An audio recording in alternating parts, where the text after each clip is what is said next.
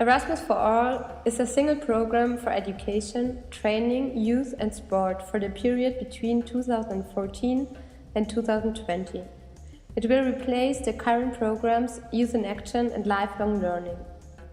It will support three types of key actions which promote: first, learning mobility of individuals; second, cooperation for innovation and good practices; third, support for policy reforms. The first key action of the Erasmus For All is learning mobility of individuals. It is divided into 4 different activities. First, staff mobility.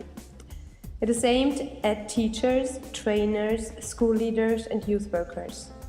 Second, student mobility. Will support higher education students and vocational education and training students. Third, Erasmus Master. It is for master degree mobility of higher education students. Fourth, in youth mobility, we can find youth exchanges and European volunteer service, which are basically the only 2 elements of the current Youth in Action program that are kept in the new program. The second key action of the Erasmus For All is cooperation for innovation and good practices. It incorporates as well 4 different activities. First, strategic partnerships between education establishments, youth organizations and/or other relevant actors.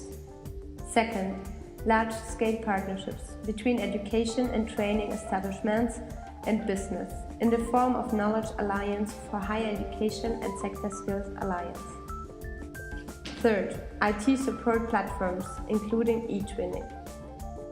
Fourth, capacity building in third countries, with a strong focus on neighborhood countries. The third key action of the Erasmus For All is support for policy reforms. It is focused on 3 options. First, support to open methods of coordination and the European semester. Second, European Union tools like valorization and implementation. Third, policy dialogue between stakeholders, third countries, international organizations. This is a proposal from the European Commission, which is now under discussion, because there are many different aspects to consider.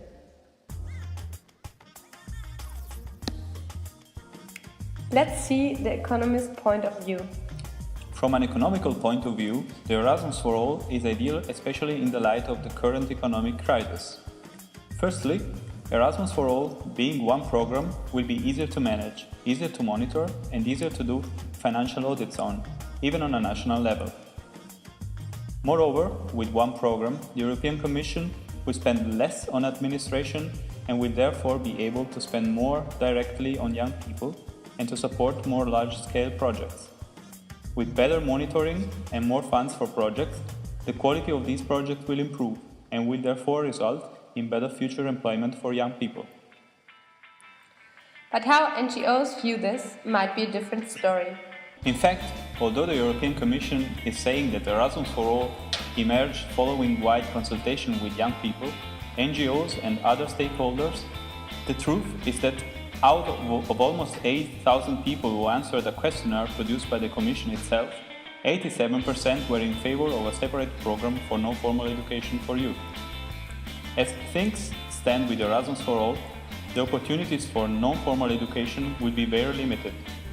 Although youth exchanges and European voluntary service will remain under the learning mobility strand of the program, there is no mention whatsoever of youth initiative, heavily undermining the potential of good quality local projects.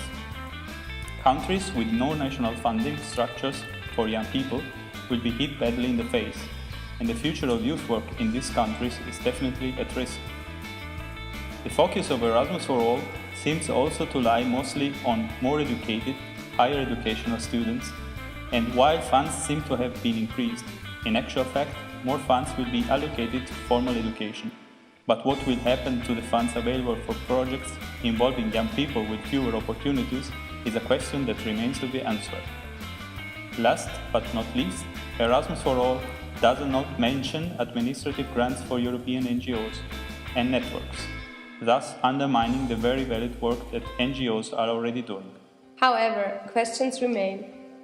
Is this Erasmus for all, or rather Erasmus for some? Will it eventually phase out non-formal education as we know it? Erasmus for All claims that there would be more opportunities. But for who? And what now for Don Bosco Usenet?